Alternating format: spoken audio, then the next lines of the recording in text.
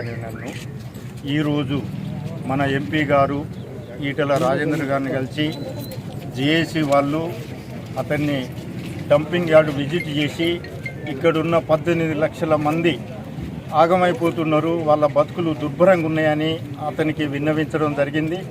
మా జేఏసీ వాళ్ళ విన్నపను చూసుకొని ఈరోజు మాకు టైం ఇచ్చి డంపింగ్ యార్డును సందర్శించడం జరిగింది.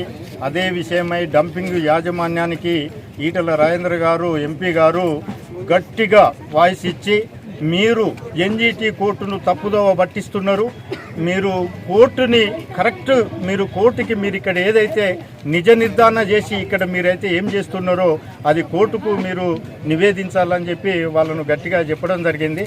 ఈ సందర్భంగా నేను రామ్కి యాజమాన్యానికి మరియు జిహెచ్ఎంసి ఆఫీసు కమిషనర్ గారికి ఒక 5-6 క్వశ్చన్లు వేయదలుచుకున్నా. ఇప్పుడు రామ్కి గారు ఏం చెప్పారంటే కోర్టుకి మా దగ్గర 20,000 టన్నులు ప్రాసెస్ చేసే కెపాసిటీ ఉందని చెప్పి కోర్టుకు వీళ్ళు తప్పుడు నివేదిక ఇచ్చిండ్రు. వీళ్ళ దగ్గర 3,000-4,000 కన్నా ఎక్కువ ప్రాసెస్ చేసే కెపబుల్ లేదని ఇప్పుడు వాళ్ళు మనకు చెప్పారు. తర్వాత కోర్టు ఏం చెప్పిందంటే ఫ్రెష్ గార్బేజ్ ఏదైతే క్యాపింగ్ చేసిండ్రో దాని మీద మళ్ళీ ఫ్రెష్ గార్బేజ్ వేయొద్దని వీళ్ళకి ఆర్డర్ ఇచ్చింది. రాంక్ యాజమాన్యం కూడా తప్పుడు తోటి మేము వేస్తలేమని తప్పుడు నివేదిక ఇస్తుంది, కానీ మేము వేస్తున్నామని ఒప్పుకోవట్లేదు. తర్వాత 4 ప్లేస్లకు పంపిస్తామని జిహెచ్ఎంసి ఎన్జిటి కోర్టుకు అఫిడవిట్ రూపకంగా 3 సంవత్సరాల క్రితం ఇవ్వడం జరిగింది.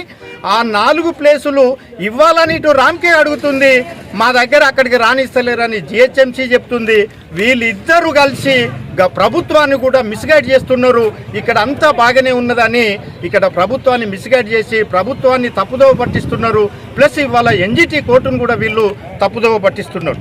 తర్వాత నేను ఒకటి అడిగిన జిహెచ్ఎంసి కమిషనర్ ఇలంబర్తి గారిని, 70 కిలోమీటర్ల దూరం నుంచి నువ్వు లారీల కొద్ది చెత్త తెచ్చి జవహర్నగర్లు వేస్తున్నావు, 70 కిలోమీటర్లకు నీకు ఎంత ఖర్చు అవుతుంది, మీరేం చదువుకొని వచ్చిండ్రు?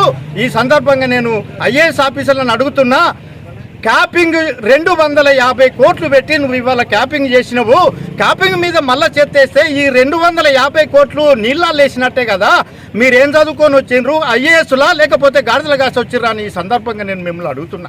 ఇక్కడ మీరు ఆఫీసర్లే కాదు, మినిస్టర్లు అయితే ఎమ్మెల్యేలు అయితే వాళ్ళు ఏదో కొంచెం చదువుకొని ఉండొచ్చు, వాళ్ళకు చదువు రాకపోయి ఉండొచ్చు, మీరైతే ఐఏఎస్ చదువుకున్నారు కదా, ఈ పబ్లిక్ని వాళ్ళ జీవితాలను ఆగం చేసే ప్రయత్నం మీరు ఎందుకు చేస్తున్నారు?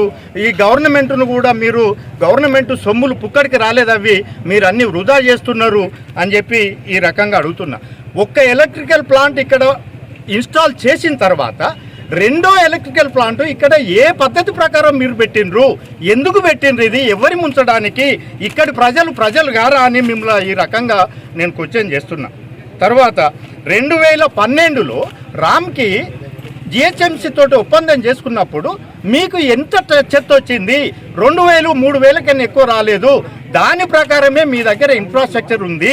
కానీ ఎన్జిటి కోర్టుకు మా దగ్గర 20,000 ఇన్ఫ్రాస్ట్రక్చర్ చేసేది, దాన్ని ప్రాసెస్ చేసే పద్ధతి ఉన్నదని నువ్వు తప్పుడు నివేదికలు ఎట్లిస్తున్నావు? కోర్టును మిస్గైడ్ ఎట్లా చేస్తున్నావు?